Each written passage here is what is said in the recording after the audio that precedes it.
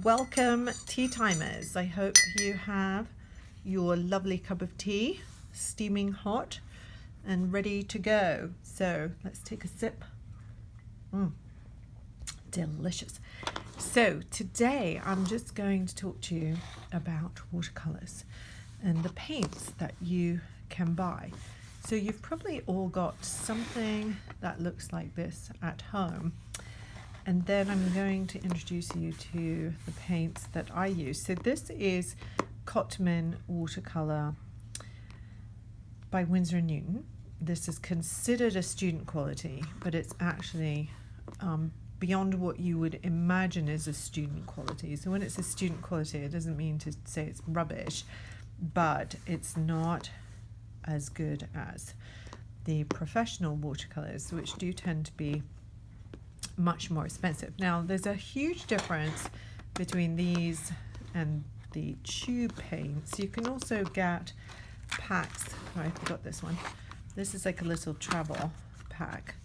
You would use this when you're doing plein air, which is a fancy French phrase for basically just doing your painting outside. So you can get these. You can also get watercolor paints in tins like this to use at home.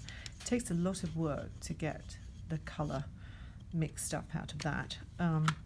So it's likely that you have these, and what I'm going to show you today is the difference. You don't have to buy really expensive professional paints.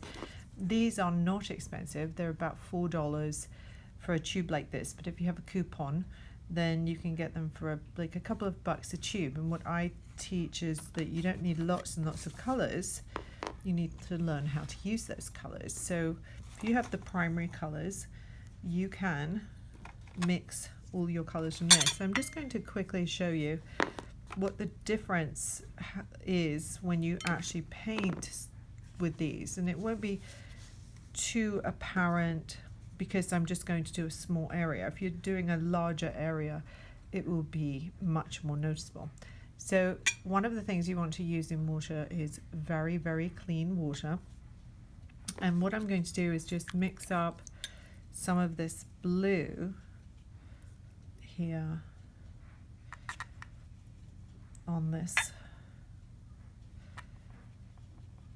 plate. And then I'm just going to do a little square with that. And then I'm going to put some paint on the plate. So this is the student paint, Cotman. And then I'm going to use actually some clean water so I don't mix any of that other water in. Now you see how immediately you get that incredible pigment mixing out of that. If you heard a funny beep, that's my dryer going off. So I'm just going to, now you can see immediately the difference in those colors. What you won't notice as much is the difference between the professional quality and the student quality of the Winsor & Newton, because they're both good paints.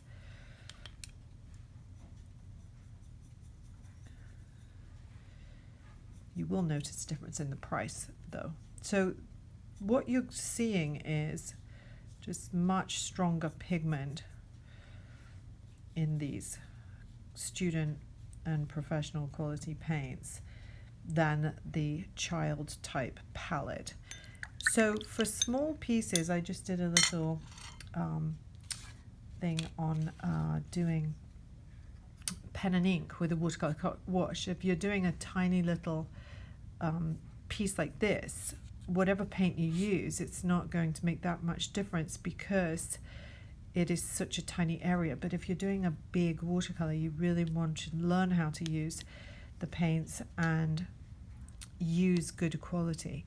But that's just some little tips. So if you have these child type paints, stick to really, really small images like this and it will actually look quite nice. You see that is a nice color. And if you want to be a bit more adventurous and branch out a bit and actually learn how to use watercolor paints, always buy at least this quality paint. I would not until you've been working with paints quite a while, invest in something more expensive like this. So see if you can have some fun just doing some little washes with a child's watercolor palette, and see if you can get a puddle like that and play around with it.